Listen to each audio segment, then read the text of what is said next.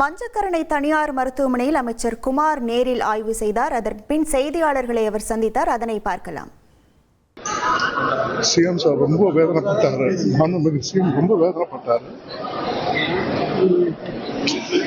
இந்த மாதிரி ஒரு துக்கம் ஏற்படாம நிமிர்ந்து பார்த்துக்கிறதுக்காக industry pollution act, industry act, health எல்லாரையும் ரொம்ப ஸ்ட்ரிக்டா இருக்கும்படி கேட்டிருக்காரு.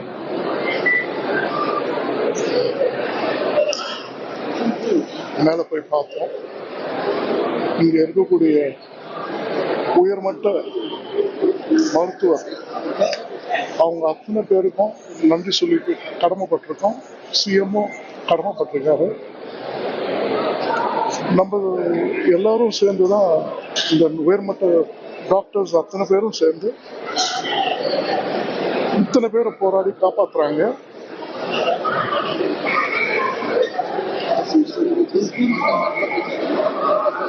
நேரடியா பார்க்கும் போது நமக்கு தெரியுது.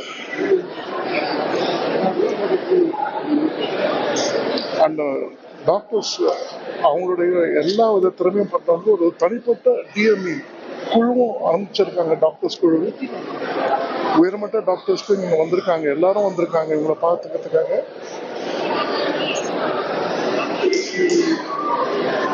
ஒவ்வொரு 10 நிமிஷத்துக்கும் அவருக்கு அப்டேட் பண்ணின்னு இருக்கும் சிஎம் சாருக்கும்.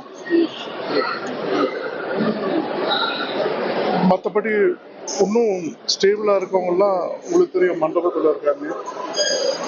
ஸ்டான்லி ஹாஸ்பிட்டல்லையும் ஒரு சில பேருக்கு கூட்டு போயிருக்கோம். இதுதாங்க இப்ப இருக்கிற நிலவரம். மொத்தமா இது வரைக்கும் எல்லா ஹாஸ்பிட்டலும் சேர்த்து எத்தனை பேர் உயிரிழந்திருக்காங்க? எந்த ஊருக்காரங்க? நம்ம தமிழ்நாட்டுக்காரங்களா, வெளிமாநிலத்துக்காரங்களா? அத்தனை பேரும் வடநாட்டுக்காரங்க. அதுல 60 பேர் வந்து ஃபீமேல்ஸ், 4 பேர் மேல்ஸ். இதுல 2 பேர் தான் உயிரிழந்திருக்காங்க. எல்லா ஹாஸ்பிட்டலும் சேர்த்து. எதனால இந்த விபத்து ஏற்பட்டது? அம்மோனியா கசிவு எதனால ஏற்பட்டது சார்? ஆய்வு பண்ணீங்களா? இது வந்து இறால் பண்ணீங்க. அந்த இறாலுடைய ஸ்டோரேஜ் பண்ற இடம், அந்த கூலண்ட் வந்து லீக் ஆயிருக்கு. அந்த கூலண்ட் வந்து அம்மோனியா மூலமா கூலண்ட் பண்ணுவாங்க. அந்த கூலண்ட் லீக் ஆயிருக்கதா இது வரைக்கும் சொல்லியிருக்காங்க. இன்னும் மேற்கூடிய எல்லா இவங்க சொன்னது அத்தனையும் நம்ம வந்து ஆராய்ஞ்சு அறிஞ்சு என்னன்றது நம்ம சொல்றோம். பராமரிப்பு குறைபாடு காரணமா இந்த விபத்து ஏற்பட்டுச்சா இல்லை எப்படி சார் ஏற்பட்டுச்சு? அதையும் விசாரணையில நாங்க கேட்டிருக்கோம். விசாரணை வந்து கம்ப்ளீட்டா எல்லாத்தையும் விசாரணை பண்ணிட்ட அப்புறம் தான் இதை பத்தி டெஃபினட்டா விசாரணை இல்லாம இருக்காரு. ரொம்ப ஸ்ட்ரிக்டா சிஎம் மாண்புமிகு சிஎம் விஜய் அவர்கள் ரொம்ப ஸ்ட்ரிக்டா இருக்கும்படி சொல்லியிருக்காரு. எஃப்ஐஆர் போட்டாச்சு. அவங்கள செக்யூர் பண்ணியிருக்கோம். இல்ல ஓனர்ஸ் தான். ஓனர்ஸ் எஃப்ஐஆர்ல செக்யூர் பண்ணி வச்சிருக்கோம். 2 பேர். அவங்க பேர் சார், ஓனர் பேர் சார். பேர் நான் விசாரணையில கரெக்டா சொல்லிடுவாங்க. ஏன்னா எஃப்ஐஆரே போட்டாச்சு. அதனால உங்களுக்கு எல்லாமே தெரியும். சார் ஓவரால் டெத் டோல் எத்தனை சார்? எல்லா ஹாஸ்பிட்டல்லையும் சேர்த்து டெத் எத்தனை சார்? 2 பேருங்க இதுவரையும். சார் இந்த குழுவில் மருத்துவ குழு எத்தனை பேர், எத்தனை டாக்டர்ஸ், எத்தனை பேர் உயர் சிகிச்சைக்காக மருத்துவ குழு அமைச்சிருக்குன்னு சொன்னீங்க. அந்த குழுவில் எத்தனை டாக்டர்ஸ் டிஎம்இ கிட்டத்தட்ட டிஎம்இ தலைமையில 40-50 பேருக்கு மேல இருக்காங்க.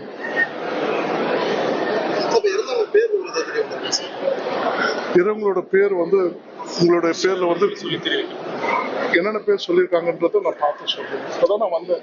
நீங்க தான் பார்த்தீங்க சொன்னாங்க. அது வந்து இன்னும் டெத் சர்டிஃபிகேட் வந்துடும்.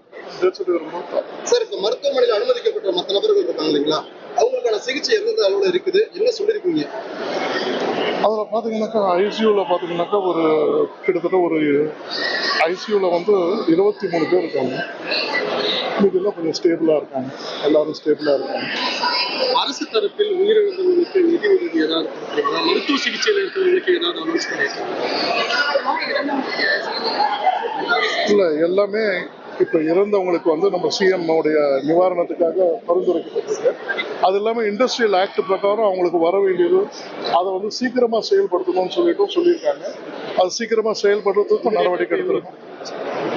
இன்னும் டிக்ளேர் பண்ணுறேன் சார். இன்னும் எல்லாத்தையுமே பேசணும். சார் இந்த மருத்துவமனையில மட்டுமே 6 பேருக்கு மேல உயிரிழந்திருக்காங்க. நிறைய பேர் உயிரிழந்த நிலையிலே இது வந்து உங்க முன்னாடி நாங்க வந்து அதாவது உங்க முன்னாடி வந்து நாங்க கரெக்டா பேசிட்டு இருக்கோம். பதற்றத்தை தணிக்கிறதுக்காக தான் இங்க இருந்தவங்க மேல் சிகிச்சை சொல்ற பேர்ல வெளியே சென்னை ஹாஸ்பிட்டல் கொண்டு போறதா. இப்போ நீங்க இங்க என்ன சொல்றது, வெங்கடேஸ்வரா ஹாஸ்பிட்டலையும் அட்மிட் பண்ணியிருக்கோம். வென்டிலேட்டர்ல இருக்காங்க. ஸோ எல்லாருமே வந்து இது வரைக்கும் 2 பேர் தான் வந்து இந்த வடமாநில தொழிலாளர்கள் நீங்க அந்த பதிவை ஒழுங்கா அந்த நிறுவனம் வச்சிருக்காங்களா? அது எல்லாமே எடுத்து வர சொல்லியிருக்கோம். முதல்ல கேட்டது அந்த கேள்விதான். இல்ல அந்த சிறுமி உயிரிழப்புக்கும் இந்த மாதிரி தகவல்களை முறையா வந்து வாங்கி பதிவு செய்யணும்னு சொல்லி எஸ்பி சார் சொல்லியிருந்தாங்க. இப்போ இந்த நிறுவனத்திலே அப்படி ஏற்பட்டிருக்கு. நாட்கள் 3 நாட்ல வந்து இதெல்லாம் நடந்திருக்கு. நீங்க எல்லாருமே நம்ம மக்கள் தான், நம்ம அரசாங்கம் தான். நீங்களும் உங்களுக்கும் தெரியும் எவ்வளவுக்கு எவ்வளவு உயிரை நம்ம காப்பாற்றணுமோ, மற்றது எல்லாத்தையுமே விட்டுட்டு உயிருக்கு எவ்வளவு நம்ம முக்கியத்துவம் கொடுக்கணுமோ அதை டெஃபினட்டா செய்வோம், நிச்சயமா செய்வோம். எங்க கூட நீங்களும் துணை இருந்து டிவிக்கு எத்தனை தான் போயிட்டு எத்தனை காப்பாற்றுங்க, எல்லாத்தையும் பார்த்தோம். சரிங்களா? இந்த சம்பவம் தொடர்பாக முதல்வர் விஜய் கேட்டறிந்து மிகவும் வேதனை அடைந்தார் எனவும், உடனுக்குடன் தகவல்களை முதல்வர் விஜய் கேட்டறிந்து வருகிறார் எனவும், பாதிக்கப்பட்ட அனைவரும் வட மாநில தொழிலாளர்கள் எனவும் செய்தியாளர்களிடம் அமைச்சர் குமார் தெரிவித்திருந்தார். அந்த காட்சிகளை நாம் பார்த்தோம். இனி செல்லும் இடமெல்லாம் செய்தி. தந்தி டிவியின் வாட்ஸ்அப் சேனலை ஃபாலோ பண்ணினா செல்ல இருக்கும் இடமெல்லாம் செய்தி. இதோ QR கோட் இப்பவே ஸ்கேன் பண்ணுங்க, ஃபாலோ பண்ணுங்க.